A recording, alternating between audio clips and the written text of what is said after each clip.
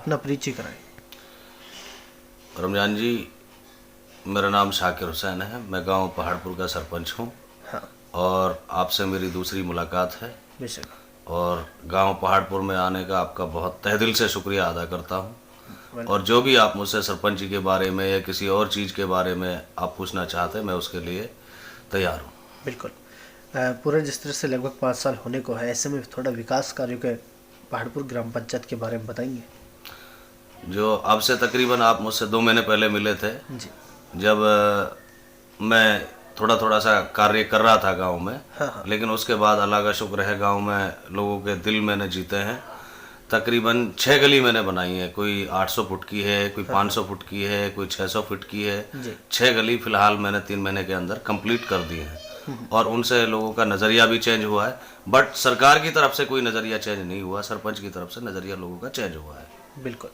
जनाब, जिस तरह से थोड़ा चर्चा के दौरान कहा कि बीपीएल जो आवास है, प्रधानमंत्री आवास योजना के तहत बीपीएल परिवारों के लिए वो मदद कर पाए हैं, वो थोड़ा सा और बताएं। अब बीपीएल का मसला ये रहा है, अभी हमारे मुख्यमंत्री जी ने बीपीएल का सिस्टम चलाया था और हरियाणा में बहुत सारे बीपीएल बने। बट मेरे गांव में 148 बीपीएल बने हैं और उनसे भी लोग बहुत खुश हैं। जी। और जो रोज़मर्रा का काम होता है, बीपीएल का हो या गैस सिलेंडर का हो या कोई और रीजन का हो या गली का हो, तो उनमें मेरी थोड़ी अप हुई है।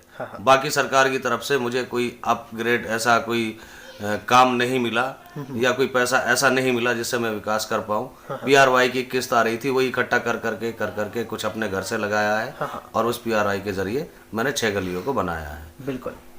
मैं ये भी जानना चाहूँगा, जिस तरह से चर्चाएं हैं और फिर से इंशाल्लाह ये उम्मीद जगी है कि आप चौथी बार भी चुनावी मैदान में रहेंगे, आगामी चुनाव जिस तरह से है।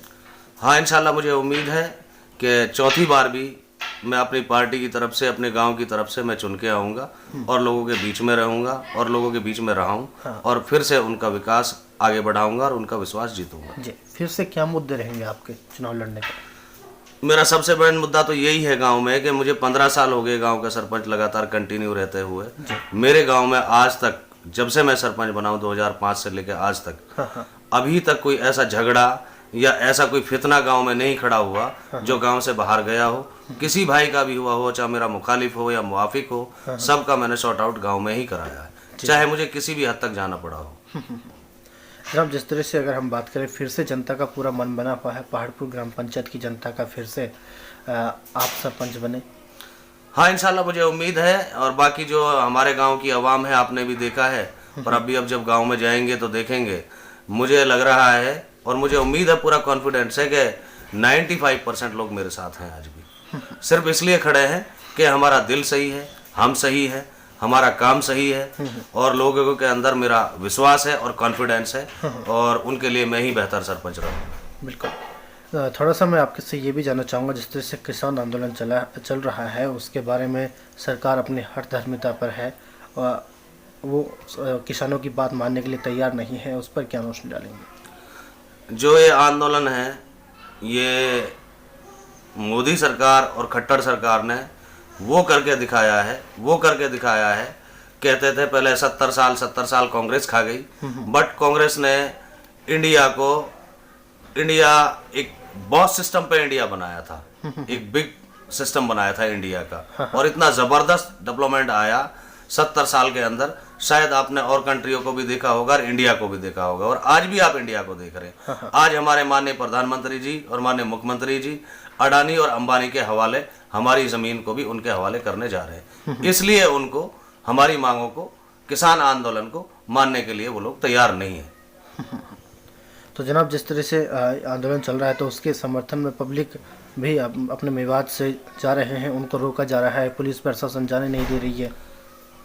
पुलिस प्रशासन पे भी दबाव है। हाँ। सरकार का दबाव रहता हो तो हमेशा कोई भी सरकार हो, प्रशासन उसी के सिस्टम से चलता है। बट हमारे मेवात के जुझारू लोग हैं और जब देश का आज़ादी हुई थी देश में, तब भी यहाँ के लोगों का इतना बड़ा योगदान था और हर तरीके से सरकार के दबाव को छोड़ करके अंग्रेजों को कुचला और देश से भगाया और लथाड़ा।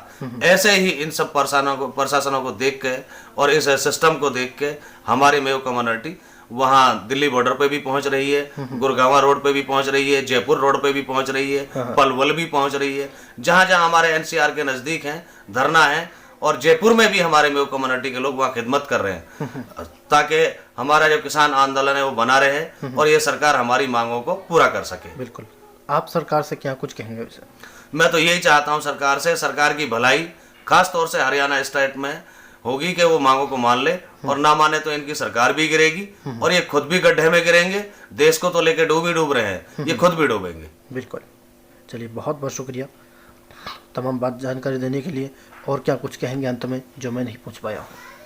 बस जनाब, मैं तो यही कहना चाहता हूँ, हमारे देश के इस टाइम हालात खराब हैं। अल्लाह हमारे देश के हालातों को सुधारे, और हमारे जो पॉलिटिशियन हैं, बड़े बड़े सरकारों में बैठे हैं जो चला रहे हैं, अल्लाह इनको अक्ल सलीम दे।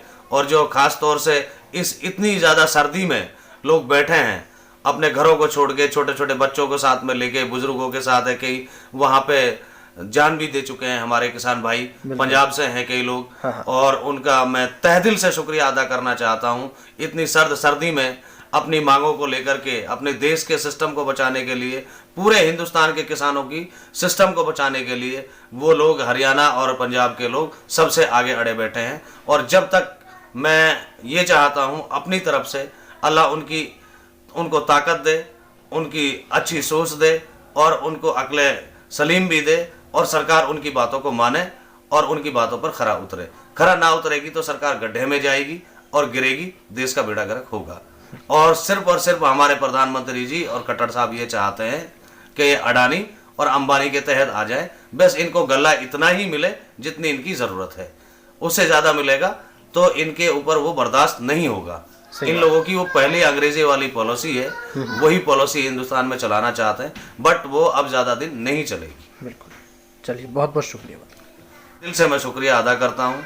और जब भी हमेशा आए, हमारे गांव में चारों तरफ आप देख सकते हैं। और इंशाल्लाह जो सरपंची का मसला है वो भी इंशाल्लाह अगली बार जब आएंगे तो चौथी बार आपको शाकिर हुसैन सरपंच प्रेजेंट मिलेगा इंशाल्लाह। चलिए, बहुत बहुत शुक्रिया।